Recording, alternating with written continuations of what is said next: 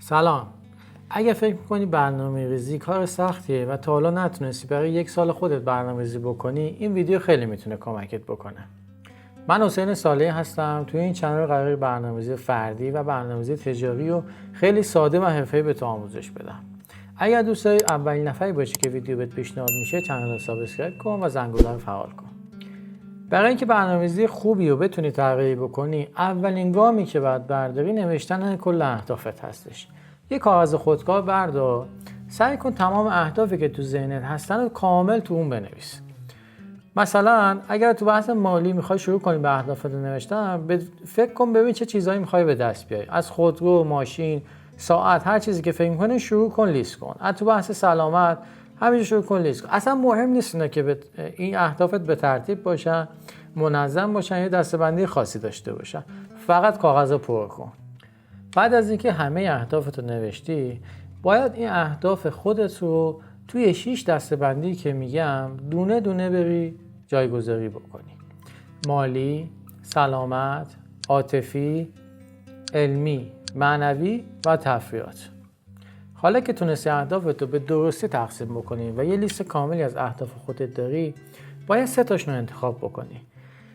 برای اینکه تو این انتخاب اشتباه نکنی، دقت کنی که این 3 هدف کلانی که انتخاب میکنی هر کدوم توی دسته‌بندی دیگه ای باشن.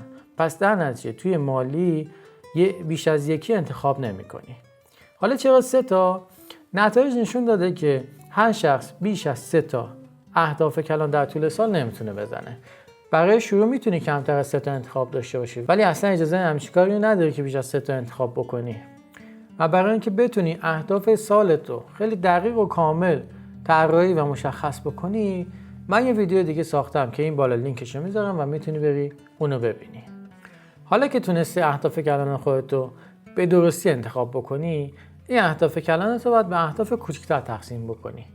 مثلا اگر قراره امسال درآمدت رو 2 برابر بکنی، باید طی 6 ماه اول درآمد نصف مسیر درآمدیت رو طی کرده باشی.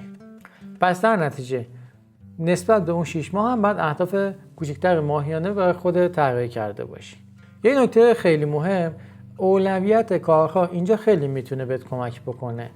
اهداف کلانت که تقسیم شدن به اهداف کوچکتر و در ماه و هفته اینا رو تقسیم کردی، باید همیشه اولویت بالا نسبت به بقیه کارها داشته باشه. به جلسات، تفریحاتت یا هر چیز دیگه‌ای که بجز این 3 اهداف اصلیت انتخاب کردی. اگر قراره صبح باشی یه فیلم آموزشی نگاه بکنی، صبح این کار رو اول انجام بدی و بعد بری دنبال رفیق و تفریحات و یا حتی ورزش خودت.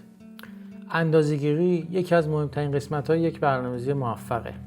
برای اینکه بتونی از مسیر خارج نشی و تو بیراه نری، باید انتهای هفته خودت اندازه‌گیری بکنی. چرا انتهای هفته؟ چون که ماه یا 2 هفته خیلی دیره. هر هفته باید خودت اندازه‌گیری بشی. برای اینکه بتونی یه اندازه‌گیری و متر خوبی برای خودت داشته باشی، پیشنهاد من اینه که از نمره 20 خودت اندازه‌گیری بکنی. چطور میتونی تعداد کارهاتو به نمره 20 تبدیل بکنی؟ جمع تعداد کارهاتو که در طول هفته انجام میدی 20 تا تقسیم بر اون بکن. عدد واحد هر کارت به دست میاد. در انتهای هفته هم تعداد کارهایی که انجام دادی رو جمع کن و دوباره ضرب در اون عدد واحد بکن. نمرت به دست میاد. یه نکته خیلی مهم، خیلی هم سخت نگیر. اگر بیش از 12 یا 15 گرفتی عالیه. فقط سعی کن نمره حفظش بکنی چون تو در ابتدای مسیر هستی.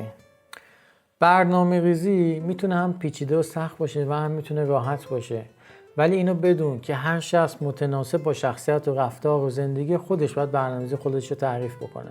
قاعدتا برنامه‌ای که من برای خودم طراحی میکنم به درد تو ممکنه نخوره و تو اصلا نتونی پیادهش بکنی.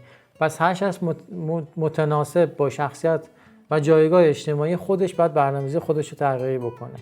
یه نکته دوباره مهم، سعی کن تو برنامه‌ریزی انعطاف داشته باشی. اگر خشک با برنامه‌ریزی خودت رفتار بکنی، هیچ وقت نمیتونی به مقصد خودت برسی.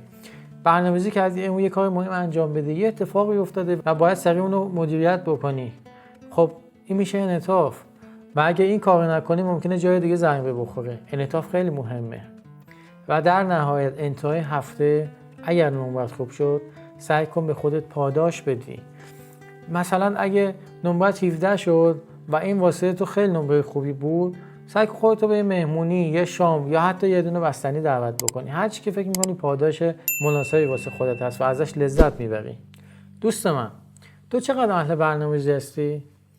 اگر تو زندگی برنامه‌ریزی می‌کنی و سبک خاصی از برنامه‌ریزی رو داری الان پیاده می‌کنی، زیر ویدیو واسم کامنت کن که هم بقیه ببینن، شاید نکته مثبتی از توش برداشت کنن، و هم من ببینم که تو از چه سبکی داری استفاده می‌کنی.